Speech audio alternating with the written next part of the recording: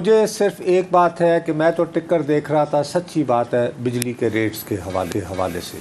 وہ دیکھتے دیکھتے ہی مجھے اندازہ ہوا کہ آج ایک مقدمے کی سماعت تھی، اور اس کے دوران یہ مجھے اندازہ ہوا، محسوس ہوا خدا کے لیے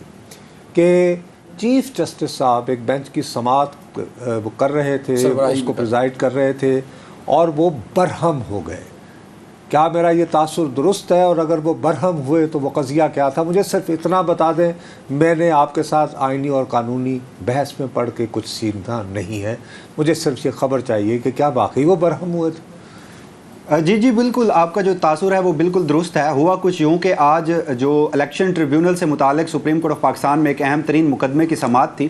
تو پاکستان تحریک انصاف کے امیدوار جو اس مقدمے میں فریق بنے ہیں، جنہوں نے اپنے ٹریبیونل میں کیسز بھیجے ہوئے ہیں، ان میں شوکت بسرا سمیت کوئی 8 دیگر امیدواروں کے وکیل تھے نیاز اللہ نیازی صاحب۔ سماعت کے آغاز میں ہی وہ روسٹم پر آئے اور انہوں نے کہا کہ ہمیں چیف جسٹس قاضی فائز عیسیٰ یعنی ان سے مخاطب ہوتے ہوئے کہا کہ آپ کی اس بینچ میں شمولیت پر اعتراض ہے۔ ابھی وہ مزید کچھ کہنا چاہتے تھے کہ چیف جسٹس قاضی فائز عیسیٰ نے انہیں 2 سے 3 مرتبہ کہا کہ آپ جائیے، اپنی سیٹ پر تشریف رکھیے، اور اس کے بعد وہ جا کر اپنی نشست پر بیٹھ گئے، اور جو الیکشن کمیشن کے وکیل ہیں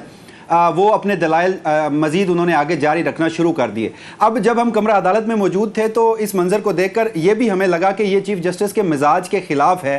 اس سے قبل بھی جو نیاز اللہ نیازی صاحب ہیں، ان کا چیف جسٹس قاضی فائز عیسیٰ سے ایک اور مقدمے میں اسی طرح تلخی ہو چکی تھی، مگر پھر کچھ دیر کے لیے سماعت چلتی ہے اور اچانک سے چیف جسٹس قاضی فائز عیسیٰ جو اس مقدمے کے مرکزی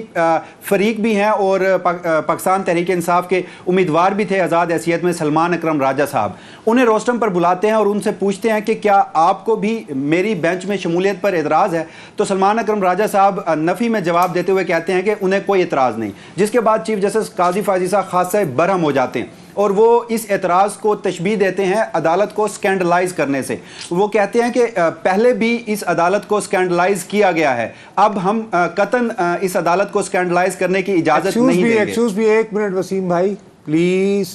میں نے بھائی اس ذلیل پروفیشن میں بہت وقت گزارا ہے، اگر وہ کہہ رہے ہیں سکینڈلائز تو آپ نے کیا محسوس کیا؟ ان کے خیال میں یہ ایک خاص سیاسی جماعت ان کو سکینڈلائز کر رہی ہے، یا خدا نخواستہ ہم صحافی اس میں شامل ہیں؟ کیونکہ آلریڈی انہوں نے یہ جو وہ فیصل باڈا اور وہ جو قصہ تھا ان کو تو معافی تلافی ہو گئی، لیکن ہم لوگوں کو تو نوٹسز ایشو سب یعنی چینلز کو ہو چکے ہیں، تو کیا یہ آپ کو واضح نہ ہو پایا؟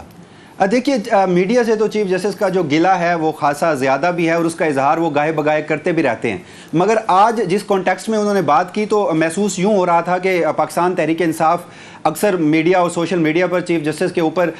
تنقید کرتے ہیں، تو وہ آج ایک مخصوص سیاسی جماعت کے حوالے سے ہی یہ بات کر رہے تھے کہ اس سے قبل بھی عدالت کو سکینڈلائز کیا گیا ہے، مگر اب ہم اجازت نہیں۔ ایک منٹ وسیم، اس میں اڈیالہ کے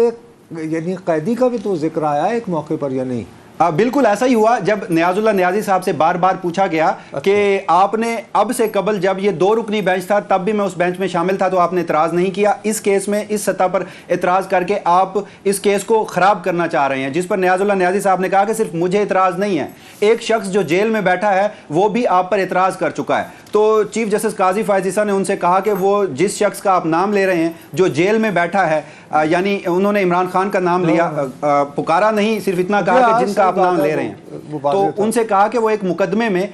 ہمارے سامنے پیش ہونا چاہتے تھے، ہم نے نہ صرف انہیں پیش ہونے کی اجازت دی بلکہ پورا انتظام کیا، ویڈیو لنک کے ذریعے وہ پیش بھی ہوئے اور ہم نے ان سے بات بھی سنی، اور انہوں نے اپنی بات میں مجھ پر اعتراض نہیں کیا، جس کے بعد جو اعتراض کرنے والے وکیل تھے انہیں پھر نشست پر بٹھا دیا گیا۔